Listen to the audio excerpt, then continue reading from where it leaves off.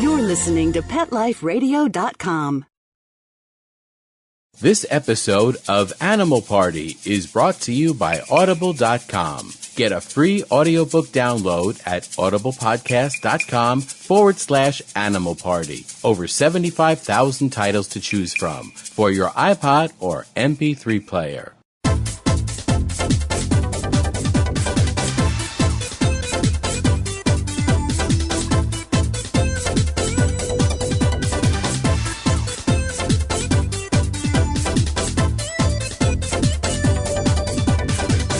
Hello! Welcome to the Animal Party. We've got a great show for you today. In fact, we've got a blind show for you today. We're going to be turning out the lights and putting blindfolds on everybody and letting some pretty spectacular dogs guide us around the party today, because we're going to be talking to Barry Dunner, who's a fundraiser and works for the BC Guide Dogs for the Blind. And so we'll be talking to him, but we're also going to be talking to him about something different, something new. They are working on helping kids with autism with these seeing eye dogs. So we're going to talk about that and find out just how that works and which dogs go where and how they make those decisions and what it's like to blindfold yourself and have one of these dogs walk you around and how the whole thing works. So that's what we'll be doing at the party today. But before I get to that, I wanted to read you a paragraph from a book I was reading because I just thought it was so funny. And it's called A Year in Merde. Merde means poo, by the way. So A Year in Merde by Stephen Clarke, and it's about his trip to France. And there's one paragraph in here that is so funny and so appropriate for a dog show. So here we go. Instead of my joke of the day, we're going to do this today. I'm reading from page 41, and here we are. This, you see, was my disease, an uncanny ability on the part of my feet to home in on the nearest dog merde. The more I tried to explore Paris, the more I messed up my shoes. According to an article I found on the internet, I wasn't alone. Every year, 650 Parisians end up in the hospital after somersaulting over a sample of the 15 tons of poop dumped on the city streets by its 200,000 dogs. 200,000, I thought. That's more than Genghis Khan's army. Okay, so if you want to pick up this book, you can find it in used bookstores most likely. It's a terrific read. It's really funny. It was published in 2005, A Year in Merde by Stephen Clarke. And there's all through the book, he talks about dogs and the dog poop situation in Paris and in France. And if you've ever been to France, you'll notice there's dogs everywhere. Dogs in restaurants, stores, bars.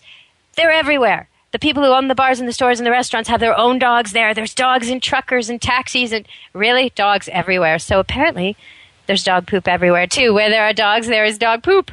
All right, so we're going to go hear a word from our sponsors, and then I want you to come back to the party. I'm just topping up all the water bowls because we're going to be visited by a whole bunch of retrievers, and we're going to learn about guide dogs for the blind. Come back to the party. Don't leave this party before it's over because the best is yet to come. Only losers leave the party early anyway. Party on. Back in a few. Hey boy, how you doing? What am I doing? I'm creating your own life book. It's a website that's just for you. Remember that picture I took of you pulling off Lisa's bathing suit? Yeah, I know, me too. I'm putting that awesome picture on your life book page. We'll see what comments we get. And that great video we took of you standing on the table with your head inside the turkey? That's definitely going on there. No, it's easy. It only took me 2 minutes to set up your page. I chose a great theme, and I can connect with millions of other pet parents. I can also create a memorial life book. No, not for Grandma, but we can make one for Fluffy, remember her? And we can even put links to our favorite pet charity, and friends can make donations. People can create their own life book for their pets by going to petliferadio.livingyearspets.com, or they can sign up on the Pet Life Radio homepage. Where's Lisa? She's outside by the pool. Hey, come back here! Create your own life book for your pet. petliferadio.livingyearspets.com. From Paris, New York, and around the globe, get ready for the hip, the trendy, the uber cool where pets rule. If you've got a passion for pet fashion and a flair for animal wear, this is the ultimate place to take a peek at what's chic in the world of designer pet fashion and cool new pet products. The Pet Set, every week on demand, only on PetLifeRadio.com.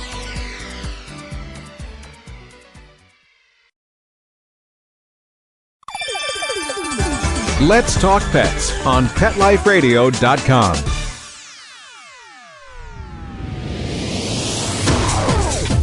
You're inside the VIP room. With the hottest party in town. Back to the party. Let's go! Hello! Welcome back to Animal Party. We're here with Barry Dunner, Director of Development and Communications for BC Guide Dog Services. And welcome to the party, Barry. Well, thank you so much, Deb. It's great to be here. Thanks for bringing all these beautiful seeing eye dogs with you. What kind of dogs are these? Well, these are golden retrievers and labs and crosses between the two. They're gorgeous. They're really sweet. So what's it like working at the BC Guide Dogs? Is it a nice job? Well, it's a really fantastic job, Deb, because most people want to do good, and I want to do good in my life, and I feel that this is an agency that's what they do is really compelling, and the work, not necessarily the work that I do, but the work that the agency does is so compelling because when we match a dog with a person who's either visually impaired or blind, or with a family with a child with autism, I feel like we're changing a life, and obviously for the better. And so that's really gives me a reason to get up and get to the office every day. Well, giving dogs to kids with autism, this is a new thing, right? I mean, a couple of years ago, I remember them talking about it and thinking about it, and that maybe if a dog wasn't quite serious enough or didn't quite make it in the blind, working with the blind, that it might be ideal for working with kids with autism. So is that what happened? Is that what they do? Well, that's part of what happens because there is a failure rate in guide dogs of up to 40%.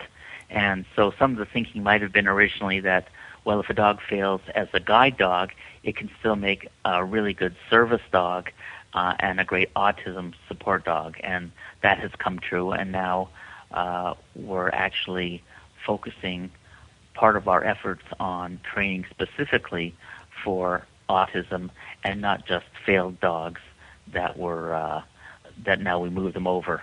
Okay, well, when we say failed dogs, I want to just let people know that when a dog fails out of a program like corrections or police or seeing eye dogs, that's not a failure dog. This is a terrific dog. This is a brilliant, hardworking, exceptional dog, a dog that was chosen because he was well and above all his peers. He just might not be quite serious enough, or there might be some reason, maybe not big enough, maybe too small, too big.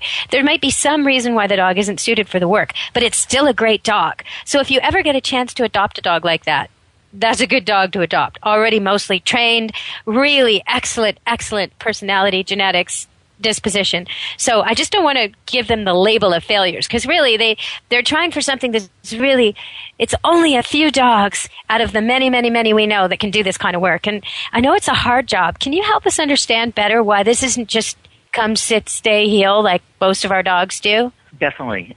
So you're definitely right about the failed dogs are excellent dogs. So, and when we talk about a dog that fails, it's often because they might not be as motivated to do the hard work that other dogs are doing. It's really interesting when you watch dogs working. Some dogs, they all want to play, run around, and have fun, but when they see the harness and they know the harness is about to come on, their personality changes, and they want to be in the harness, and they can't wait to be working because that's what they're bred to do. Other dogs, right, not so much. And so some dogs, they're a little bit slower, or some dogs, their huge appetite for food and that instinct to always want to eat. That's something that is that they'll fail because of that reason. So there's so many reasons why they quote unquote fail, which have nothing to do with their wonderful temperament or their personality. Under certain very strict guidelines, they don't make it as a guide dog, but they're fantastic dogs. So in one case, I knew of one that actually loved children too much. It was children that would distract it from its work. So it's really not a bad dog. If you're a family with a lot of kids, this is a perfect pet. So I get your point about that. But the training for these dogs is really, it starts at about 7 or 8 weeks. And it's a full 2-year program where they go from the home of their mother to a puppy-raising family. They spend up to 18 months there, where they go everywhere that the puppy raiser goes, in the car, to the mall, to restaurants, hiking. So those are the dogs people see around. They're usually young, That's immature dogs, and they're wearing a little blanket type thing. Looks like a jacket. And they get to go everywhere. They're in the airport. They're in the doctor's office. They're everywhere because they're learning how to behave in public. Exactly. So during that process, they're also getting training every 2 weeks.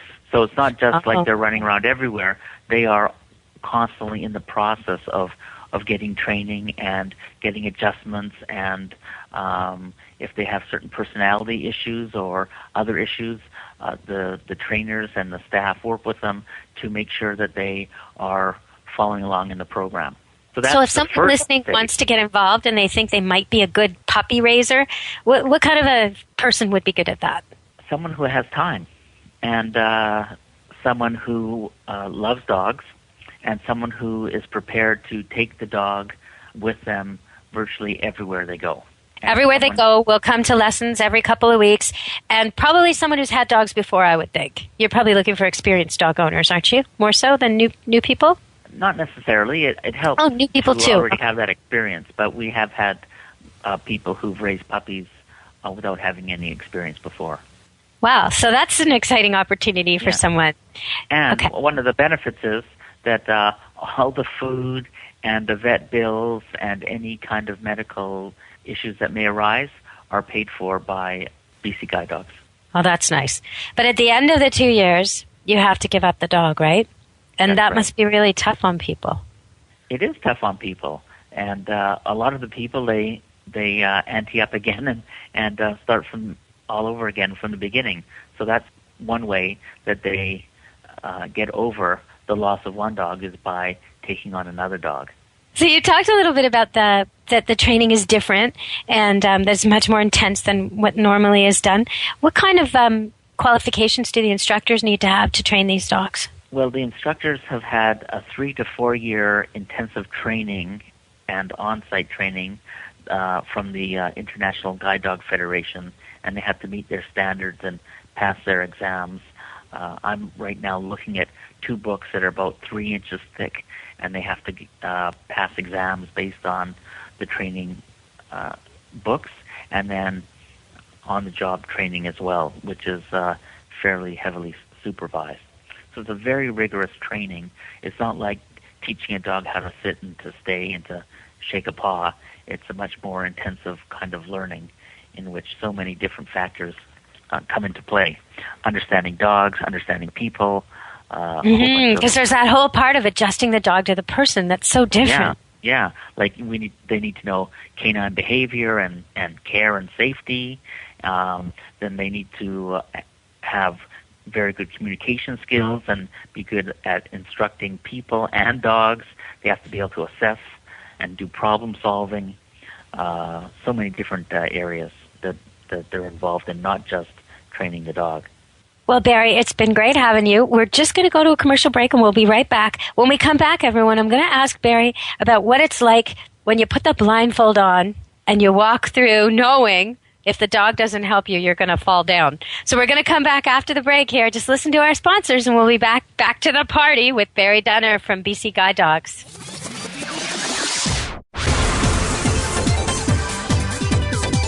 Don't go anywhere, because the best is yet to come. Stick around.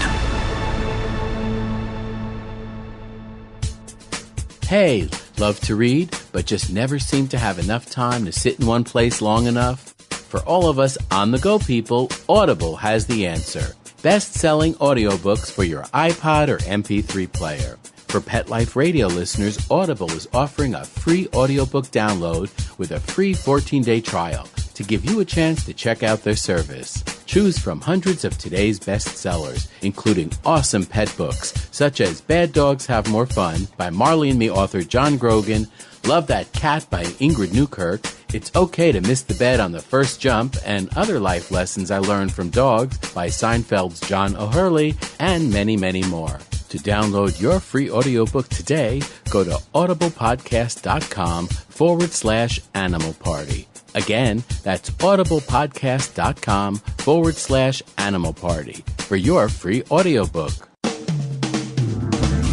Hi, this is Marcy Davis and my service dog Whistle, and we're your hosts of Working Like Dogs on Pet Life Radio. Working Like Dogs is the show where you can learn everything you ever wanted to know about working animals or working dogs. Whether you're a member of a working dog team or you've just seen a working dog or animal out at the mall or the grocery store and you're curious about how these amazing animals work with their human partners, then Working Like Dogs is the show for you. Join us for the inside scoop at Working Like Dogs on PetLifeRadio.com.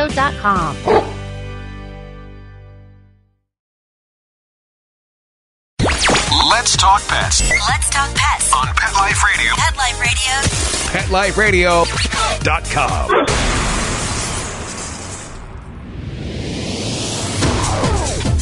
You're inside the VIP room. With the hottest party in town. Back to the party. Let's go.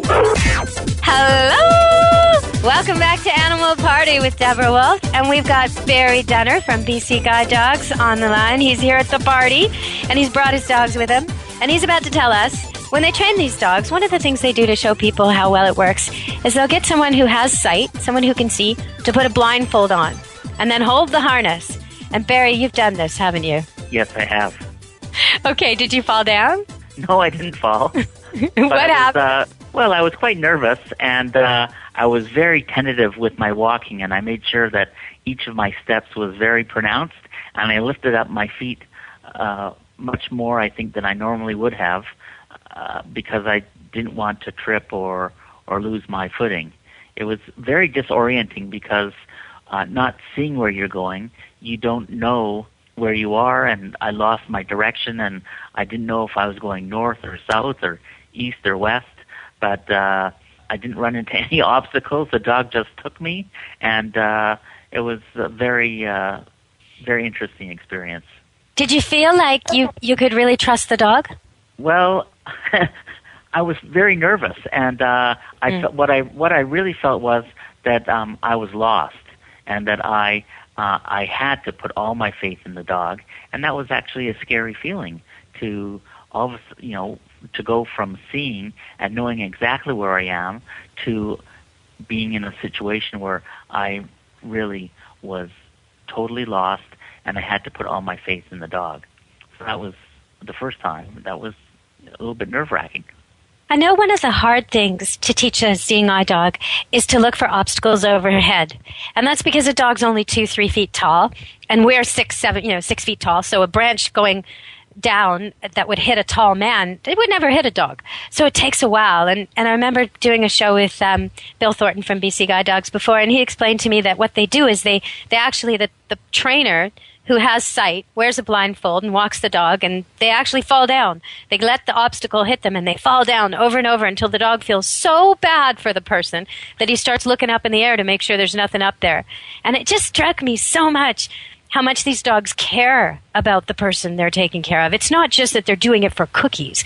They really care, don't they? Amazingly so, they care. The relationship is more than just the business relationship. These animals live 24/7 with their owners, and they even sleep in their room. So many families or owners don't let their dogs sleep in their bedroom or near them. Well, these dogs do. Mm-hmm. So the relationship is so profound. As much as anyone in their family have a relationship with the dog, this is even more so. It reminds me in a little way of back in our own history when none of us had cars and we had to rely on a horse for transportation. If you lived in a remote area and you actually needed that horse, you needed that horse. If you didn't take care of that horse and to really, really take care of that horse, then it wouldn't be able to take you, to the hospital when you needed it or to the market or whatever. And it reminds me of that kind of codependency where it's more than just an animal or a pet. It's life.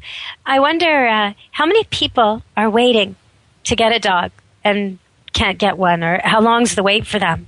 Well, right now, for guide dogs, there are over 30 people on our wait list, and that's about a 2-year wait.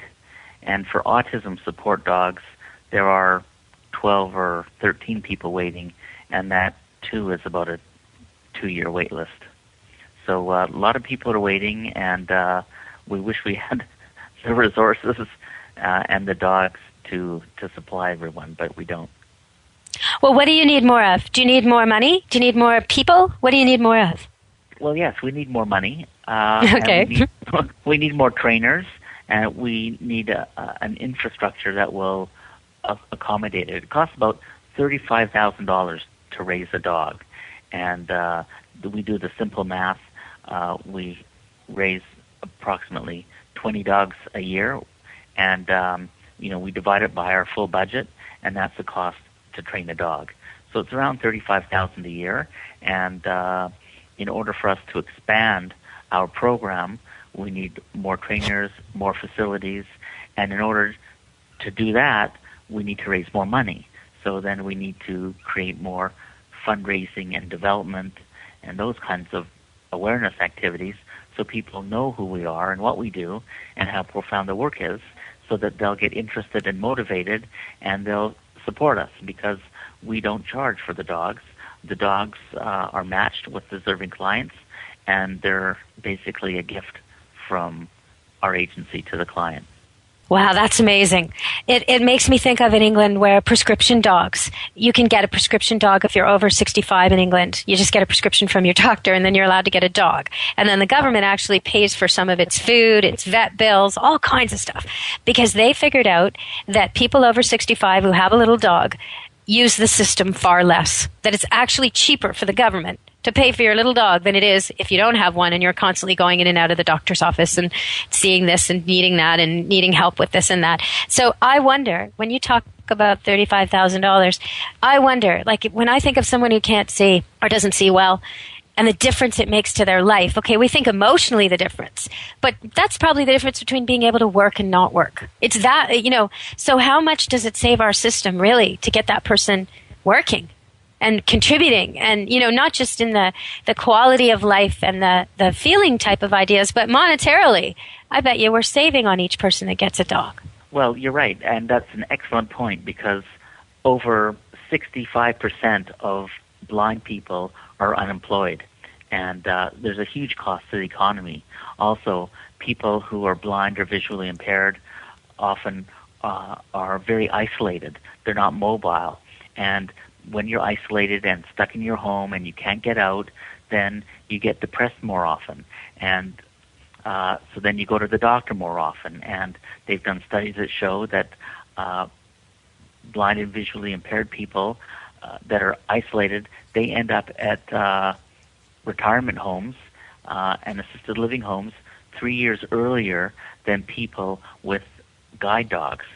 So the issues that the guide dog resolves, the mobility, the independence, the companionship, all these things do have a cost, and it is quantifiable, but I don't know of studies that have actually quantified how much can be saved by having a guide dog. People often fall down more often and break their hips more often than they do when they have a guide dog. So, well, yeah, you can think of so many things: injuries, illness, inability to get to your appointments, the cost of the other people who are taking off work to get you to where you need to go because you don't have a dog. I mean, it snowballs from, if the person doesn't have a dog to help them, they lose their independence, but so does their family, really, because everybody has to come and collect this person. You have to be the dog for this person, really.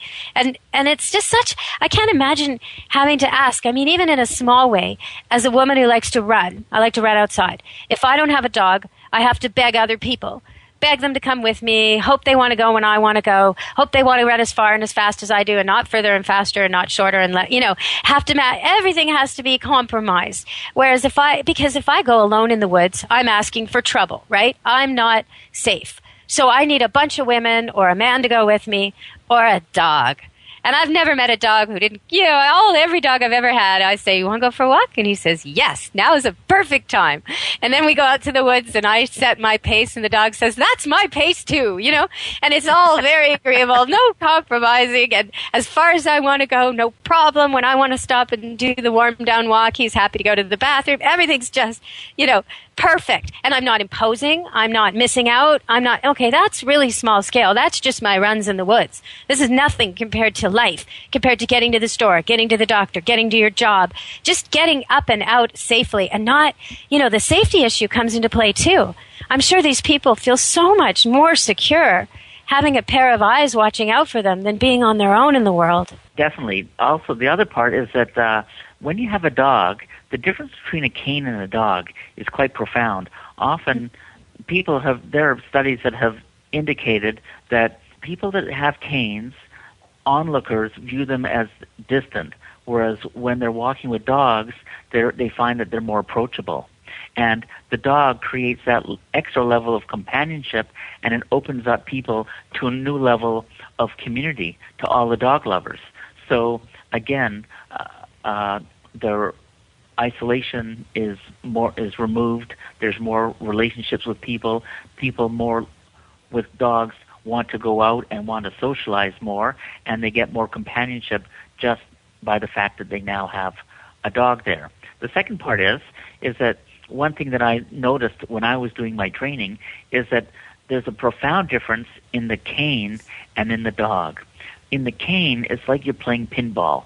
It's like you've got the cane, and the object of the cane is to find an obstacle. It hits it, and then it tells the guide, the person, I have to move here or I have to move there.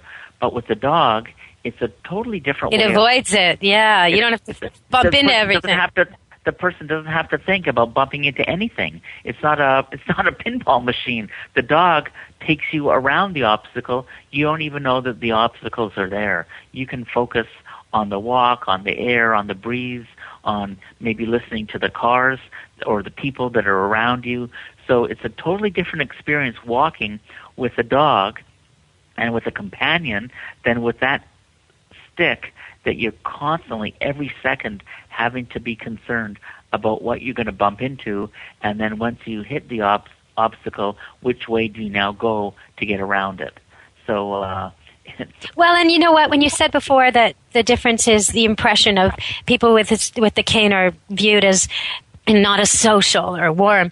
And that makes me think, well, of course not. If they're sticking this stick out, you don't want to get hit by the stick. You're trying to stay away from them. I mean, just the mechanics of it. Whereas with the dog, they're gently guided through the traffic. The way a motorcycle goes through rush hour traffic drives us all crazy in our car sitting there still. You know, the seeing eye dog just swishes through the people, and the person without sight can be almost touching the other people. There's no problem with that. They can be in a crowd as opposed to having this stick constantly separating them with a zone. You know what I mean? Like, it's really huge difference. Yeah, it's a huge difference. I have to tell you a great story. Just last Friday, one of our clients and his dog was who lives downtown was on Davie and Butte Street in Vancouver. Okay. And that's really, really urban. For people listening, that's like really urban. High rises and buildings and construction going on all the time, and taxis and traffic and shoppers and tourists, and really downtown. Okay. Yeah. And at this light intersection with the light, there was no audible signal that told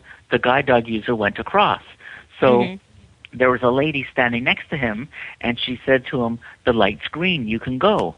So he gave his dog the command to cross.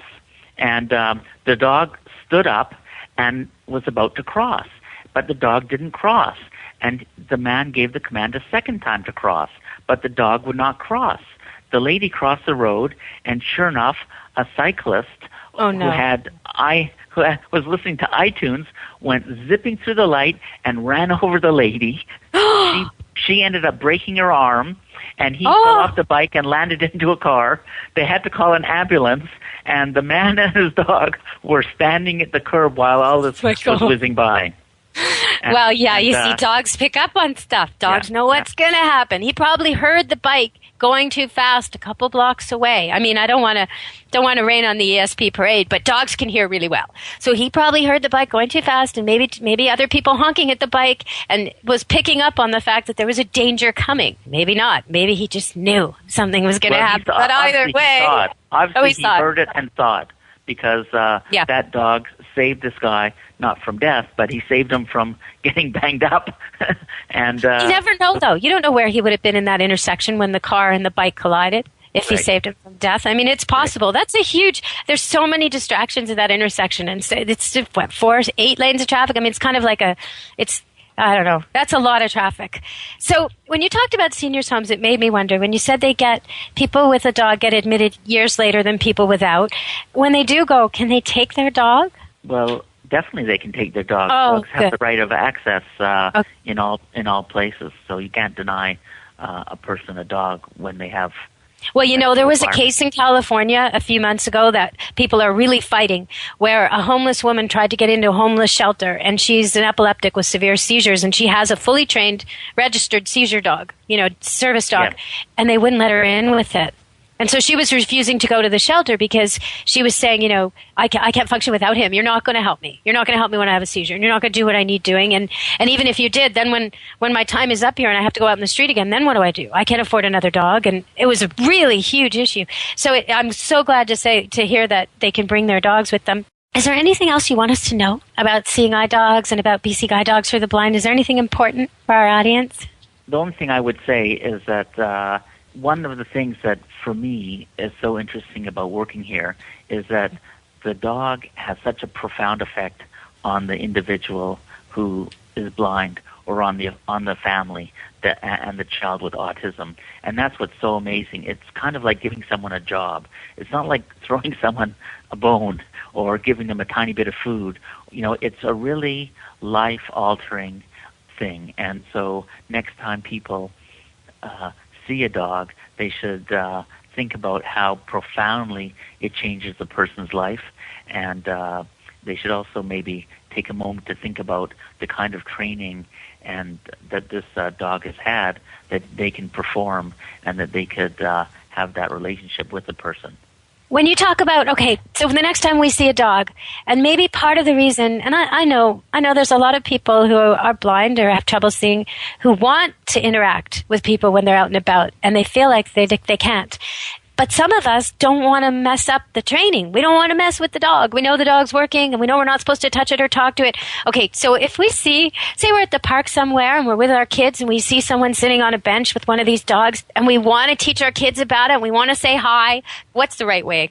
Well, the first thing is to ask whoever the owner is whether it's okay to pet the dog or talk to them. They could be in training, or they could be working, or they could just be at leisure, enjoying a walk or enjoying their time at the park. So the first thing is to ask them for permission. Some trainers, when they're working, they prefer people not to be interrupting them because it ruins the dog's concentration. And some people are prepared to take a few minutes off to allow them to, pet their pets and learn a little bit more about it. So it's really an individual basis. So always ask. Just introduce yourself and ask. Yes. And then if they say, sure, you can pet my dog, what should people do? Do they pet the dog? Same as usual? Is it the same as usual, though, where you give your hand face down? Or is it really, these dogs are so well trained, if he says yes, just go for it? I mean, what's the right way to pet a sea dog? I would say just go for it. Okay. If they say yes, just go for it. Hugs and kisses are fine. All right. So they're reliable, is what you're telling me. Yes. Now, when people are listening, and I know you talked about money and $35,000 to raise one, and the dog is free to the sight-impaired person, but if someone's listening and they don't have money, and maybe they can't take on a 2-year commitment of going every couple of weeks for training and having a dog with them 24/7, what else could they do that would help? Are there other ways to help? Definitely. That's a great question. We have a program called Puppy Sponsorship, and what that is we create a relationship between the donor and the dog, so that the donors, by making a donation, they can get information, a picture of the puppy at birth and at 7 weeks old and at 3 months old, and throughout the process of puppy training.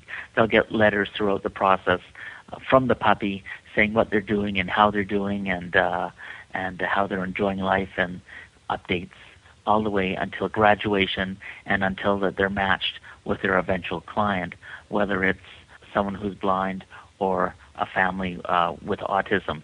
So that's a really neat way to get a bit of insight into what goes on, and it's a really fun way to learn about the process, and the commitment is much, much smaller.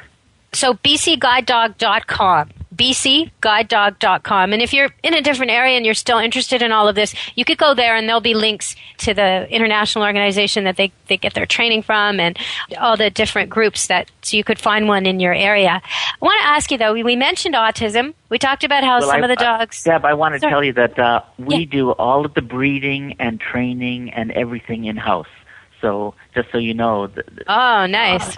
Yeah, all of it's done in-house, and we don't get the training from anywhere in Europe or Eastern Canada. We do it all here. So we're very local, BC and Alberta-based organization, and we're in control of everything here. Okay, so when we talk about autism support dogs, like we can all visualize what goes on with seeing eye dogs, that the blind person would fall down or walk into traffic or, get lost. And so the dog stops when they're supposed to stop and moves when they're supposed to move and uses its body to show them where they're going to go. And they have these signals that the person learns to interpret so they can understand what the dog's trying to tell them when he's pulling them a certain way or sitting down or standing up at a certain time. But autism dogs, it's hard for most of us to understand what a dog would actually do. If you've got a kid who's maybe socially withdrawn, a typical autism kid, what does the dog do for the child? Okay, so the autism dogs are just amazing animals because the first thing is that autism is a huge public health issue, and it's a neurological disorder affecting children, and it manifests itself most strikingly with the inability for children to create meaningful social relationships and to communicate. And so the first thing is that the children don't communicate well, and often they don't even communicate well with their parents or their siblings. But with the dog, there's some bond. It's that man's best friend. They're so willing to have a relationship with the animal. So, and that really helps with the social bonding. The second area with the children, which is probably the most important, is that the children take in a lot of sensory data, but they don't process it the same way that we do. And because of that, at a very young age, they can be a flight risk. They can be at home, and they might just, at the age of 3, open up the door and walk out of the house. Okay. So what does the dog do? Does the dog stop them? Or they could be at a mall. Mm-hmm. Well, yes. Or they could be at a mall with their mom, and all of a sudden they walk away or they'll run away. So because of the relationship and they won't allow their parents to hold their hand or to control them. They might have a meltdown because they don't want to be constrained, and they don't understand why they have to be. But when the relationship with the dog is formed, they believe that they're in control of the dog. They're prepared to be tethered to the dog. They're prepared to be in charge of the dog, you see? And so in the mall, if they're tethered to the dogs are bred to be heavier than some of the dogs, so they weigh 70 to 85 pounds. A 3, 4-year-old, 7-year-old is not dragging this dog anywhere. No. Plus the mom or the dad, the dog will listen to the parent's command over the child's command. So, so the dog, they can control the child by controlling the dog. And that's amazing. Okay, so so how do you get the dog to be interested in this kid when there's probably other kids in the family who don't have autism who are maybe more compelling to a dog? Well, the dogs, that's part of the training. They get up to a week of training with the family and with the initial kid. And this dog will sleep in this child's room and bond with that child. And even if the other children are more fun to be with, the dog understands that their main charge is this one child. And one of our teams that we placed, the child had difficulty sleeping at night, and within the first night or two that dog was on the bed, the kid was sleeping through the night. It's just they feel calm, and they understand that bond and that compassion. For example, a child might be having a temper tantrum, and the dog is trained to come up and just put his head on the lap. And that could be enough just for the child to stop. But if the parent were to approach them, that could make it worse. It can make it worse. The children often have nervous tics, or they, will scratch themselves or have nervous self-gratification. And and the dogs are trained to come up to them when they see this, and just with their nose, just gently tap them, and that could be enough just for them to redirect their focus, and they stop doing those kinds of behaviors. So these dogs... Is that like rocking? The same with the rocking? Would they stop the rocking? Same with the rocking. Yeah. Amazing. Are the dogs allowed in the school with the kid during school class time? Yes, they are. Oh, yes, they are. Nice. Yeah. How hard was that to make happen? Because this is all recent, right? There weren't any autism support dogs 10 years ago. How did you make that happen? just well, got I've a little... only been around for a few months, so I don't know the answer to that. I bet they just got a little addition to the statute for seeing eye dogs and just included them Probably. as service dogs. That's amazing, Yeah. though. That's Yeah. really good news. Yeah. Wow. I wonder how many autism support dogs have you got in your program right now? Well, we've graduated 10, and and we've got a couple more in the works right now. One of the other amazing things about the autism support dogs is that because these children have great difficulty communicating and socializing, and even in school they don't have that many friends, they bring in a dog, all of a sudden they get more friends. Or they're in the mall and they're so proud of their pet, someone might come up and say, "Oh, what's the name of your dog?" Well, all of a sudden this child is saying, "Oh, my dog's name is Freddie." And it creates a bit of this relationship. It creates communication. And so we're finding that the children are growing significantly because there are more opportunities for relationships. When I And worked the with dogs got that. horses, I wasn't taking part in this, but I once saw a session going on with an autistic child and a couple of care workers and a giant, very, very large workhorse. And the child was being rewarded with the perk of being allowed to groom the horse. The kid really wanted to brush the horse. That's what the kid wanted. And he was only allowed to brush the horse when he did what the care workers wanted him to do. There were things like look at them and talk to them and just very basic things that the kid was struggling with learning, you know. And I wondered, is that part of this? Does the child have to earn the right to in the training that goes on, or is that not part of this? Well, that's not part of the training, but each family has their own special requirements of their children, and each child is at a different level of autism, so each family has to decide for themselves. Some families have the children feed their dog and groom the dog, and they all have different relationships and requirements, but it's the common pattern seems to be that the children enjoy the relationship with the dog and taking care of the dog. It turns out it's their best friend. Does it ever happen that you get a child who's so severe that it's a little bit dangerous for the dog or aggressive with the dog? And if so, what do you do? Is that child just not suitable, or is there ways, do you work on that? Is that part of the training?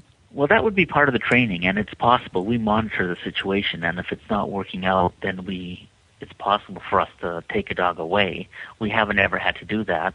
We do have one child who's about 9 years old now, and her level of cognition is approximately that of a 2-year-old. And that dog is her best friend, but there's no aggression or negative behavior towards the dog. For some reason, that just doesn't seem to happen. Oh, that's great. We don't have that, but we've only graduated 10 teams, and it's all a learning process for us as well. So far, so good. What age are the children? Are they all over? Are they like 3 to 15, or is there a start? Well, do they have to be a certain 10. age?